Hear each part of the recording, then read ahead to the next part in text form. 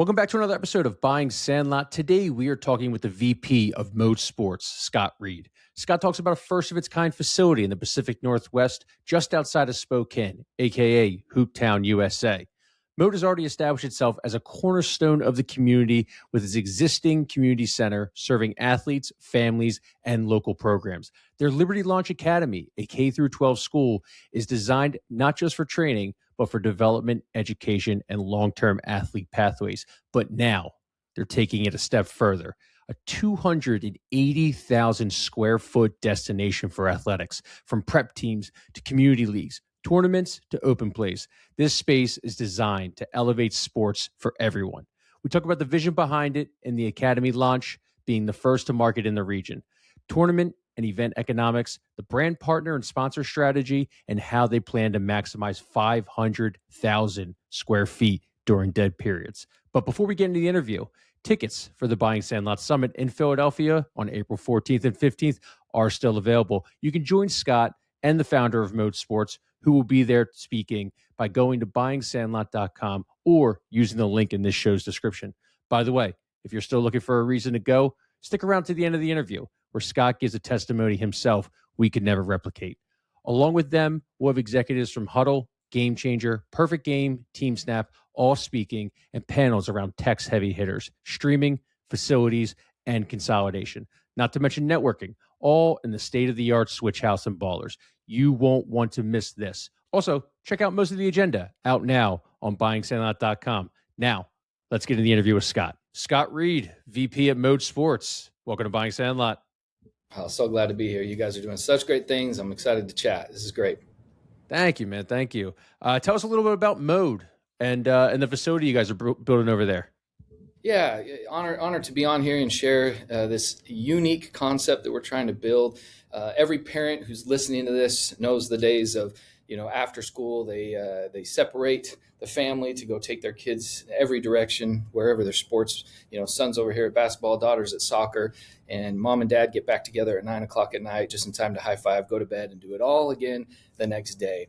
So we're trying to solve that problem for individuals and families and buy back time while saving money, trying to build a community center. Listen to this is crazy, where families can do everything under one roof. So we currently have a 220,000 square foot community hub, which houses our 40,000 square feet of co-working space. We have doctor's offices, barbershops, a full music program with recording studios, a cafe and cafeteria. We have multiple gyms, a yoga studio, Pilates dance, ceramics studio, event spaces, and a place where community can gather with purpose. MØDE in Danish actually means to gather with purpose.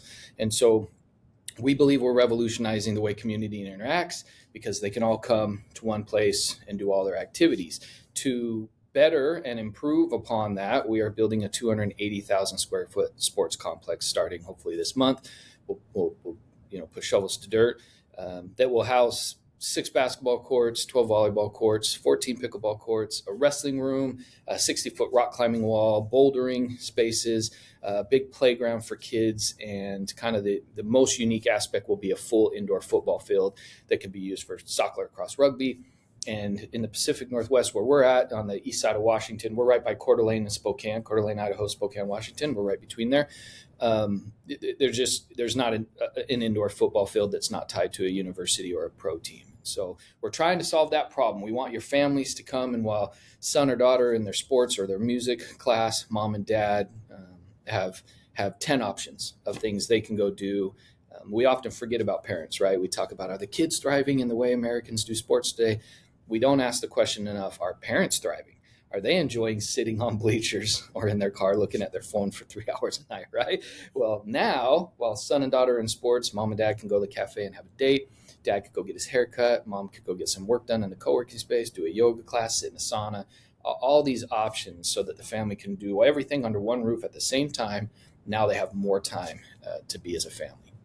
Wow. So not just sports, you're doing art, you're doing things for both the athlete and the kids. If you don't like athletics, you can go do art. Wow, that's a really interesting concept. Well, and What would go I ahead? failed to mention the K through 12 school. That's the most important part. That's how this Yeah, all go ahead. started. Was the our founder Luke, who he had sold a company and made some money and wanted his kids to have a better version of education. Right? He's very entrepreneurial, and so he wanted this interactive school, a school that got them out of their seats, a school that the kids enjoyed.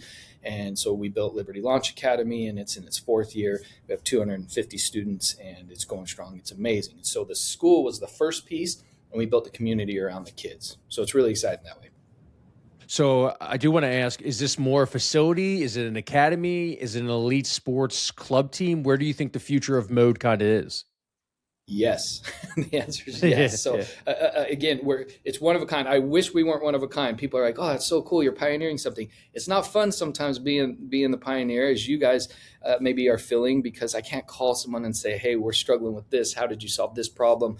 We essentially started 20 businesses on the same day, and so the vision of Mode is to build out programs so that individuals and families can come have all their options under one roof. The academy, we're going to focus. We're not a sports school that wink wink does education, right? We focus on our education. We surround the kids with mentors and internships and things that life skills, so that the practical real life needs of humans can be taught in class. Instead of just focusing on memorizing state capitals all day, we'll have them memorize things that they'll actually use as adults, and a lot of their day can be spent sports, music, all of that. So we'll build out the school, and part of that will be elite athletes. But we also believe it's such a tragic idea that now 13 years old, I think, is the average age when kids stop playing their sport. Because if you're not good enough to be elite, there's no options for you. So we're going to build out programs so kids all the way till they're 18 have options to play sport, and we'll have an elite option as well. Our basketball team played in the grind session this year. We did phenomenal. We got to play prolific prep and some of the other top teams in the country. It was really, really cool. So even in our first year, we've had some cool opportunities. So we'll build out the school, we'll build out the elite athletes program, but we'll build out the community aspect as well. Again, so that families, this is the connection place. Everyone comes to Mode after school and does their thing. It's beautiful. You have to see it to believe it, but it's beautiful. Before we get into the sports side, I do want to ask, like, what's the kind of approach to education? Is it more scholastic, like you would find in a grade school and high school, or is it more like the IMG model, where it's like 4 hours in the beginning, and then you go play sports for another 4 hours, or 4 hours in the afternoon, you play sports in the morning? What's kind of is it more scholastic teaching? We've talked to people at the Bennett School, who uses the Alpha School curriculum from Texas. Yeah. It's all Yeah. AI powered and stuff. What's Yep. the curriculum look like? A bit of a combination between Alpha and IMG. We've met with the Alpha people, the 2 hour learning people. We're gonna model somewhat similar. We're building some of our own curriculum. Listen how cool this is. We're building a portal, if you can call it that, where kids can input because of AI. AI makes so many things amazing today, right? Because of the AI abilities, kids and parents can go into a portal, write their interests, talk about the best ways they learn. Parents can get in and say, I want my kid to focus on communication. They're really shy, or I want them to learn grit, soft skills, not just I want them to learn math, right? But the characteristics and character traits we want our kids to possess. And so parents can go into this portal, and our AI will help mold the education to each individual to keep them engaged. So a young man who's interested in sports, his math might have some sports aspect to it to keep him tied in and excited about it. A young woman who let's say she wants to be an architect, math would be based in that architecture world, and to keep her engaged. And so it's going to be really cool. First part of the morning, kind of like you mentioned, IMG, 2 to 3 hours. We still have to check the box for Washington State requirements and colleges and things like that. So we'll make sure we get the kids prepared for college or whatever path they want to take. And then the one difference between some of these sports schools that go straight into sport, we will have 5 pathways really this year, and one of them will be life skills. So we'll have an actual class where we're teaching kids the simple things like your taxes and real estate, communication, public speaking, grit, perseverance, pattern recognition, critical thinking, how to change a tire, maybe, those type of life skills. And then we get to go into their pathways. Our athletes will be part of a sports pathway where they get, especially the elite athletes, where they, like IMG, they get to practice things, but we'll put all of them into our business pathway as well. the world today, you got to know NIL, you got to know how to talk to the media, you got to know how contracts work and negotiation. So they'll get more than just sports with us. We always talk about these big facilities, and we encounter a lot of them, but from 8 a.m. to 3 p.m., nothing goes on at them. I guess how critical is it for you guys you have 250K square feet already, you're going to add another 250K square feet, to have a system where it sounds like a retiree in the community can come take a pottery class, but not necessarily have her kids playing for MØDE or anything like that. Like the fact that you can always have your facility running and you're making money and you're running your business that way. James, you hit the nail on the head. That's what makes us a little unique, and the reason this business model can work is the yin and yang between the daytime and public hours, we'll call them, in the afternoon. Is there's poetry in motion there. We our students with our building secure. It's really cool how we have it set up. But let's say our students are going to go do football for PE. The football field's shut down. None of the public's in there. The kids go use it in those hours. The second they walk out and they're done, it opens back up, and here comes the local team or the guy training for the NFL combine or the group that just wants a big Pilates space or whatever. And so you're absolutely right. We have our community members in here in some form or fashion all day long. And then when the kids want to use each space, we just secure it and the kids get access to it. So it is from dusk till dawn, so to speak. Our building can be in use, and that's why this can work. Most facilities on the business side really struggle with that dead time. It's just lost revenue, lost opportunity. And so we're filling it with our students, and then in some areas our community. The coolest thing, if you were here, I'd walk you through the building. We'd go to the cafe right now, and we'd be sitting there. If your kids were here, you'd get this. We'd be having it's 10 a.m. here, so we'd be having a little bit of a brunch, right? And you'd look out and you'd see all your kids playing. Right. So mom and dad can use our co-working space, come sit, watch their kids out there. Kids come to the window and wave, and it's really cute or whatever.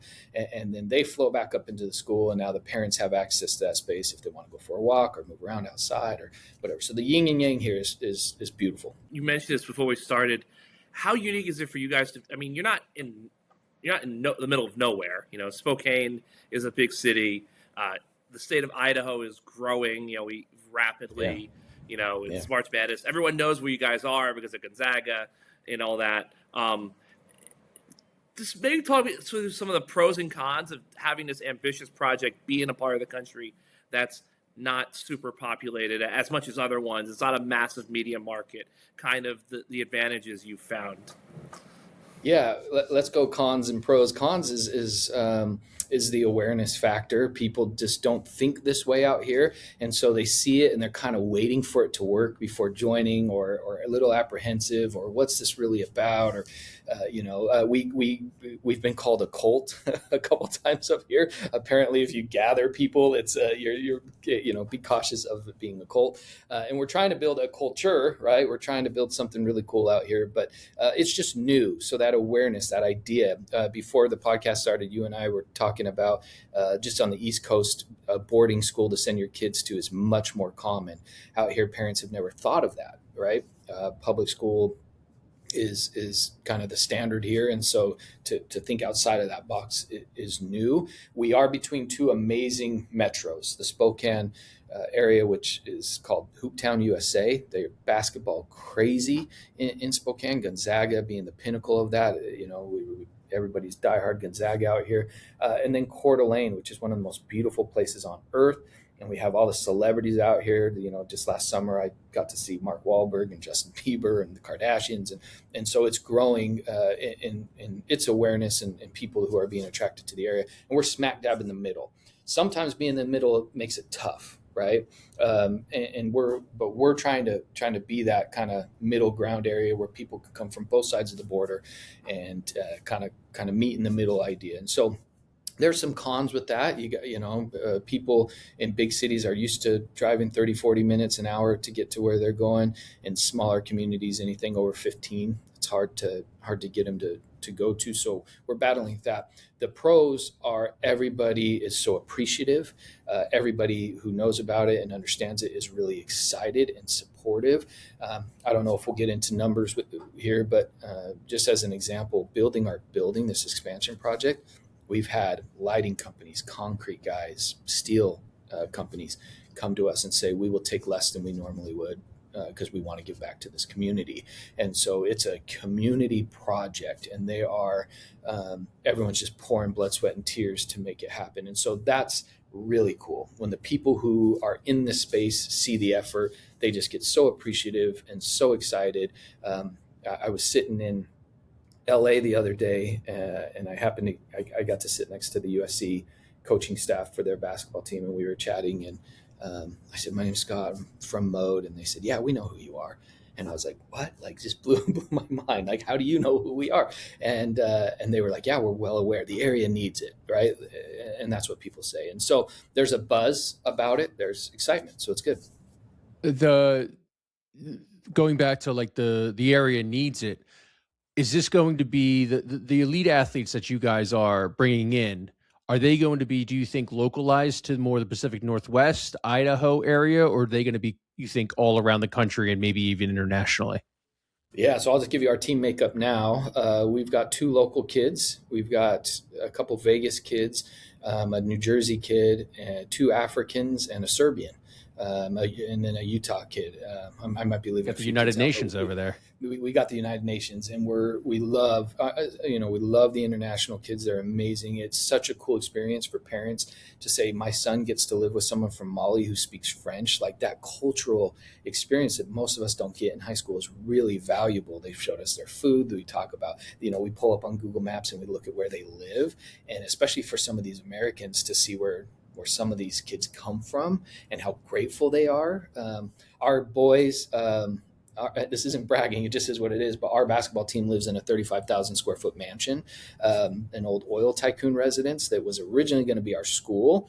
And when we bought the building we're in, we moved the basketball team up there. And so for them to show on Google Earth their house, where they come from, and then where they are, it makes the Americans really grateful. And so we're from all over, and we'll take from all over. We are getting a lot of local attention now. These local hoopers who want more exposure than what high school can provide are now approaching us now that they've seen an actual team in jerseys. So our scrimmages, we hold local scrimmages with our team and local, and we're getting all sorts of kids coming out. It's pretty exciting. So, Scott, this is to try to separate MØDE Prep from MØDE Sports for a second. Obviously, you've got MØDE Prep, you've got top AAU volleyball program. We've seen a lot. It's a trend in the industry. We've seen that these platforms that are really good at 1 or 2 sports are now expanding into multiple sports. So I guess if you could just walk us through some of the thought process in, you guys have killed basketball, you've killed volleyball, but we're going to go tackle football, rugby, baseball, etc. I mean, when that guy made that decision. Yeah, so we have a rugby club already going, local kids. We haven't recruited or brought in outside kids for that. We have a lacrosse club. Our elite teams are the basketball, and then our volleyball is an AAU program, club program. We just happen to have the national championship volleyball team, 15-year-olds. And so we've got a really good volleyball program led by Debbie Buchanan, whose son is Blake Buchanan, plays on Iowa State, and a stud. And so she's been a volleyball coach for 20 plus years. We will do soccer, and we will do girls basketball as soon as our building's built. Football will be last, but we will eventually have a football program just because of the investment and number of kids you have to get. But we'll have a full football field. We better throw some studs out there too. We've looked into girls flag football already. That's one of the faster growing sports. We have a great wrestling program. We had a state champion already from our school.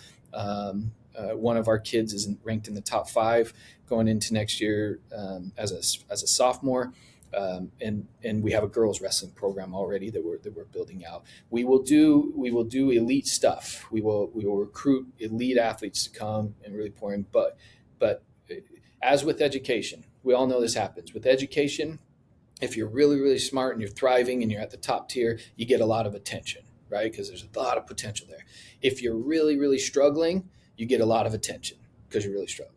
What happens to everybody in the middle, right? If you're getting along just fine, you get left alone. Well, we're changing that. Same with elite athletes. If you're an elite athlete, you get a lot of attention. If you're really young and just starting, you get a lot of what happens to that middle ground. And so our programs will be there will be an elite aspect to it, but we want all kids to thrive. All kids have an opportunity, and sports teaches so much more than you know what I mean when I say that. Sports is just so good for grit, perseverance, teamwork. It's not how many kids are going to college, how many kids are going to the NBA or whatever, but we want to give everybody a chance to gain those life skills that only sports can teach. And so we'll build that whole program out, but we will have an elite aspect as much as we can.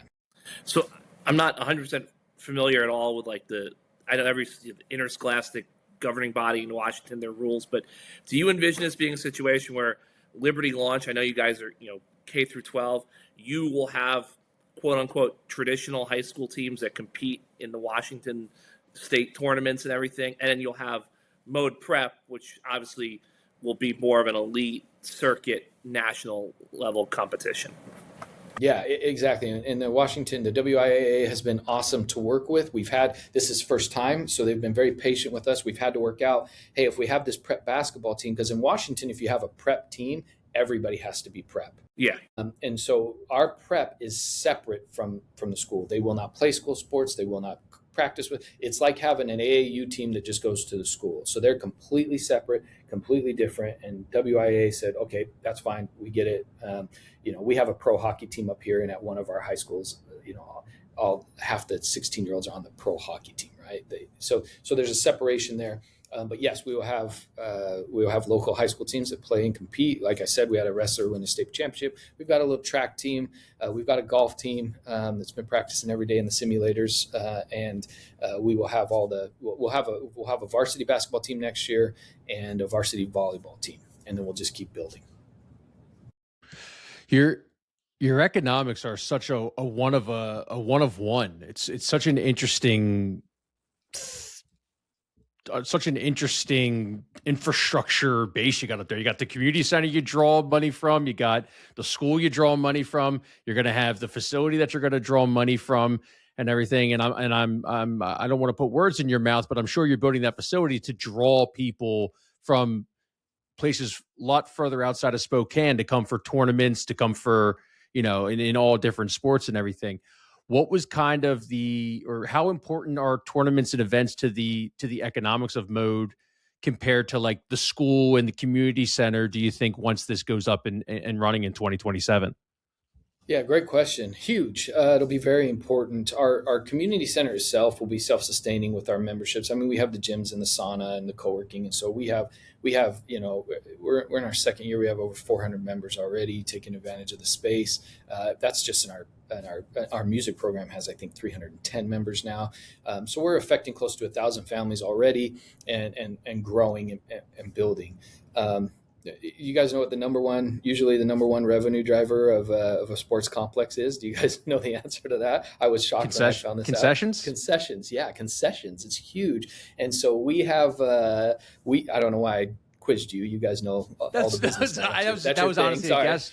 We also had Justin Honeysuckle from Tended Bar on last week. Assume you guys have a liquor license. Good timing. Yeah, so the liquor license, all of it. We actually brought in a local restaurant owner, chef, who owns 9 restaurants here, and so we have a cafe that's like your regular. You got your sandwiches, your crepes, your coffees, and things like that. And our coffee is best in the region, so we get a lot of people coming in for that. And so we have that, but we have a full. This used to be a Hewlett Packard building where they would feed 1,000 employees a day. So our kitchen's a multi-million-dollar giant kitchen with a hotline and everything. We have a big garage door that will open and flow right into the football field. So picture these tournaments. Let's use volleyball as an example. Sorry, I get really excited about this. It's so fun. Fine. Volleyball tournaments are all day long. You go and you have this little space that your team's given. You play, you go sit down, play some cards. Parents dread it. They're trying to find stuff to do. If there's not a mall across the street, you're literally sitting on a camp chair for hours at a time till you get your next game and whatever. Picture our facility now. You come to a volleyball tournament, you play your game, you walk into our cafe, and instead of nachos, tacos, hot dogs, and soda, we have healthy foods, good food, quality food, up leveled hamburgers and all that stuff. And so elevated hamburger, all those good things. And you can actually eat real meals. Then again, instead of sitting for all day, you can go take a yoga class. You can go in the co-working space and get some work done. You can go golf in the golf simulator, hit up the pickleball. We have IndyCar racing simulators here that are authentic. You could go race IndyCar, simulators. And so there's just a tournament here will feel so much different than your normal tournament. And so absolutely, we expect that will bring in a big portion of our revenue. The football, I know you said it's going to be indoor. Do you guys, is it going to be like a stadium style? Do you have like a seat total you're looking at? Yeah, we have about 2,200 seats that'll be over the football field. They're elevated seats, so you walk under them to go into the locker rooms. It's really cool. We'll dig about 18 feet down from ground level football field, and so you'll walk in. You'll basically be the concourse will be about 18 feet up, and then you'll walk down. Does that make sense? So you walk down into the bleachers. I think they're 10 feet above the field at the base, so you'll get this great view of the field and be able to watch there. So about 2,200 there, and I can't remember the basketball courts, but yeah, a few hundred at the basketball courts as well. Maybe 1,100 at basketball. I'm picturing the Idaho State Vandals. Have you ever seen their kind of complex? That's an indoor space, I'm pretty sure. It is cool. It is way cool. Yeah. We'll be so very similar entrance that way. I mean, ours won't be wood, but yeah. And then again, the fun part is in one corner of the football field we'll have a 60-foot rock climbing wall, and along the edge of the football field, instead of having dead space, right? That's how you drive revenue. It'll be bouldering. So you might be watching your kid's soccer game. Your other kid who hates coming to Billy's soccer game goes over and does the rock climbing wall, and you're members of our program. And so you just send your kid and they get to go play. We'll have a courtyard with a really big playground. Kids can go out there and play. So again, no longer is the family dreading tournaments. I really believe this. I know I'm sounding like a salesman here. Families are going to be excited. We get to go to MØDE for a tournament. Heck yeah. Like, I'm going doing the racing simulators. What are you doing, Billy? I'm going to go play the guitar. Cool. Let's all meet in the cafe at noon. It'll just be a cool experience, a little mini theme park style experience for tournaments. It seems like you guys are operating like 24/7. Right now, I mean, our co-working's 24/7. We do shut things down at about 10 o'clock, but when that facility's built, we'll extend hours and grow. We're still babies. We're still in inning number one on building this facility. And our golf simulators were done 2 weeks ago. Our IndyCar simulators got installed. We just built 2 weeks ago. We just built a secondary gym. We have our main gym. I don't know if you know the name James Sprague. He's the fittest man on earth. He's the number one ranked CrossFitter in the world right now. It's his home gym. He's in our facility every day. He's the nicest guy on earth, and he throws weight around, man. He's great. So all the other tough guys and gals come work out with him. It's really cool. And then we have we'll call it a more calm space gym for kind of your regular coworker who just wants to go in and get a quick workout in there. And so we are open from 4 a.m. to 10 right now, and we'll extend once that facility's built. So 500,000 square foot facility combined when this is all said and done. I know there's going to be some sponsors, some partnerships that are going to want to slap a brand on there. Are you guys doing naming rights? And also kind of a two-part question, like how attractive is MØDE to regional and then also national sponsors? Because you guys are, lucky enough to be close to Seattle, Spokane, Nike up in Oregon. Like, I'm sure all the major brands out there are, want a piece of the pie. Yeah, we are officially Adidas sponsored. No naming rights. They sponsor our basketball team and help at our school. They've been great, but we are absolutely open to those discussions. We've been approached. This is what's cool. So Luke, the founder, he's actually at the wrestling championships right now, the NCAA wrestling championship. One of my favorite events in Cleveland. I love them. Yep. Otherwise, he'd be sitting next to me because he is so passionate about this project he started.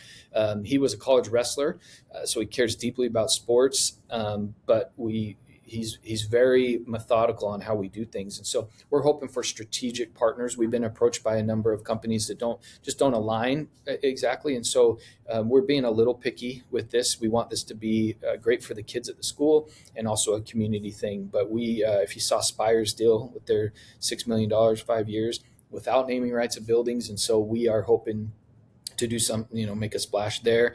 But we'll name each court, we'll name each pickleball court, we'll name the facility, and we'll do all of that. But if it sounds like, of course you will, every business will, we will do this strategically to better the education of our students and build the community. Money is a great thing to have to affect people's lives, right? And so we can bring programs, bring in more mentors at the school. If we can get these sponsorships, we can scholarship more basketball players and bring people from all over the country to get a great education and try to pursue their dreams. We can build out more programs for the kids. And so I say this genuinely, and I wish Luke were here. He would never say this because he's humble, but he could be on a beach somewhere, never working another day in his life if he wanted to. There are many easier ways to make money than what we're doing. And so this is, let's say, a 70% passion project to be done the right way and for the right reasons and the right purposes. And so I love being part of something where the motivation is pure and genuine. And we have to make money to stay alive, so there's obviously a business aspect to this. But the motivation from Luke and his wife Becca in building this is for community and for kids. And so we're going to try to do everything we can that will enhance those aspects. So yes, if you know someone that wants to name a building and do all that, send them our way. And we'd love to get a patch on our jerseys and all of that soon too. Well, I think the key that, having come from decades of college NFL beat writer, I think the thing that a lot of people miss about naming rights in youth sports is when you see naming rights like an NFL stadium, like I'm in New Jersey, so MetLife Stadium. Yes, MetLife has put their name on the stadium, but A, it's not as much money as you'd think. And B, that means that they have 2 suites in the stadium to take clients to NFL games. Eli Manning is going to show up in the golf tournament, the President's Club, High Achiever Golf Club. Aaron Rodgers, when he was still on the Jets, is going to come speak at your retreat for 5 minutes, that sort of thing. I don't think a lot of youth sports venues can offer kind of incentives beyond the local business as a charitable endeavor sort of thing. But MØDE, you can have a naming rights sponsor that has their retreat in the IndyCar simulator, something like that. So I think that probably differentiates you guys, is that you have these things to offer.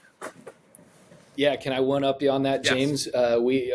When I say we, I mean Luke, the owner, but we at MØDE, he owns a race car track, an oval figure 8 race car track that hosts concerts. Third Eye Blind's coming this year. There's a bunch of fun stuff that happens there.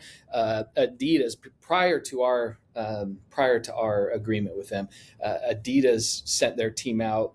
Coeur d'Alene's so beautiful, right? They come do their conference there, and they send them out to go race cars and do that as an experience. Our corporate offering, as you say, could be really, really cool with the racetrack and the events at MØDE. And but to add to that, there is a great community feel here. Everybody wants an ROI, and so naming rights, they want either awareness of their product or some sort of ROI.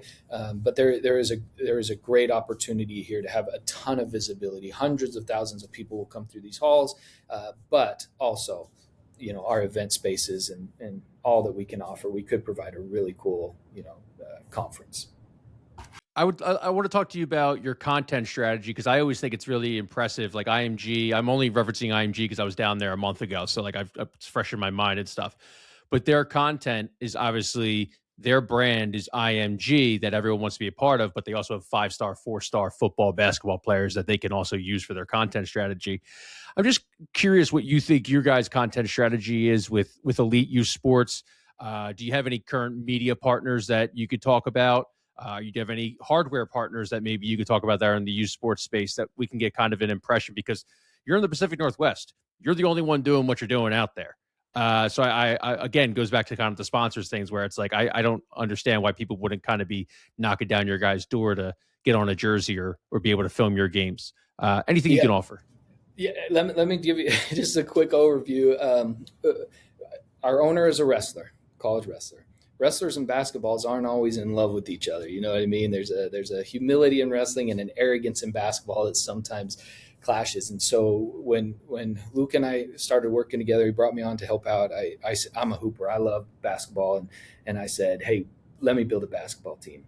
And he was like, okay, but it's culture first. We're not having this, punk kids. We're not like we want to do it right. We want it to be admirable. And he kind of gave these guidelines and these parameters. And so that was 9 months ago, you guys. That was 9 months ago. From conception to the end of our season, you couldn't even have had a child. And so we are as fresh in this world as it comes. We are learning as we go. It's been amazing. The rooms having an elite basketball team has opened up to us, and so we have had a number of partners that we're currently negotiating with on the software and hardware side of the huddles of the world, the filming in the building and streaming services and things like that.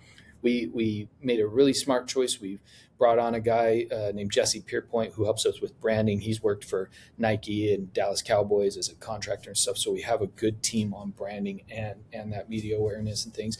But we are in the first inning still, and we're getting better. I think when we get shovels and dirt, I think that's when that flood of people are going to start showing up. They want to see that it's real. They want to see that we're moving forward. And so, so we're progressing with that. It's really fun, the conversations we have and the people who are now reaching out. So we're just getting there, and we'll have another podcast in a year, and I'll be like, you guys, it's been crazy, and we'll talk all about the. There you go. Cool, James. I'm good if you are. I'm good. Awesome. No, Scott, this was awesome, man. We really appreciate it. I love hearing about this stuff. We're really bullish on blending academics with athletics, and we think it's going to be something that's, going to be a rocket ship going to the moon we already see it, but in the next 5-10 years. Like, we just talked to somebody at Total Package Hockey who does kind of the same exact thing just yesterday. Feel free. Can you want to promote anything where people could find you, where people could find MØDE, LinkedIn, social profiles, anything you want? Now's your time to talk about anything. Love it. And thank you guys so much for what you do, bringing the awareness to this youth sports world. Let's do it right. We are struggling with kids losing their, so much time is lost with family, and they're pouring so much into sports because we're not really focusing on whether or not kids and families can thrive in the system. Let's build a system where the kids can excel at their sports, but also families can really enjoy the experience, not view it as a complete burden to have an athlete in their home, and all their vacation time and all their extra money goes to that. Let's find a way to help do that. So that's the promotion of MØDE. That's what we're doing and trying to accomplish at MØDE, and working on improving here at MØDE. Findyourmode.com. We're on all the socials, MØDE Campus, or Find Your MØDE, MØDEathletes.com for some of our sports stuff. LibertyLaunchAcademy.org, I believe. Liberty Launch Academy is the school. And so look us up. We'd love to bring on some strategic partners. If there's people out there listening, we have a very low risk, high return opportunity here, since the way we've self-funded all of this up to this point, and pretty much debt free. And so there's a really cool opportunity to build here. And so if anyone out there is interested in something with a good cause, something with a validating aspect to it, and we're not really interested in dumb money, we'll call it. We love people who have a passion for the space and are builders. We need more builders, because this is not easy to build a big sports program like this. And so we'd love the right people to be in the room with us. So anyway, that's my pitch. Thank you so much, guys. Yeah. Can't wait to meet you in person in April. That's a great advertiser for the conference, because Scott, if you're listening to this, we got a lot of investors, a lot of venture capital in this audience of ours. Can I promote you then in your conference really quick? This is really cool. There you go. I am meeting with an investment team. I don't know if they want me to say who, so I won't say who, but I'm meeting with an investment team because we both signed up for your conference, and we found out that we were both going to be there in April. So we said, let's get together prior to. So we're meeting this week. We're going to start that conversation, and then we all get to sit around a table at some point in Philly. And so we're really excited. So if you haven't signed up, sign up for the Buying Sandlot conference in April. And, You come said join it us out in better than Philly. I ever could, Yes. Scott. So I appreciate I you got your doing back, that, brother. boys. I got your back.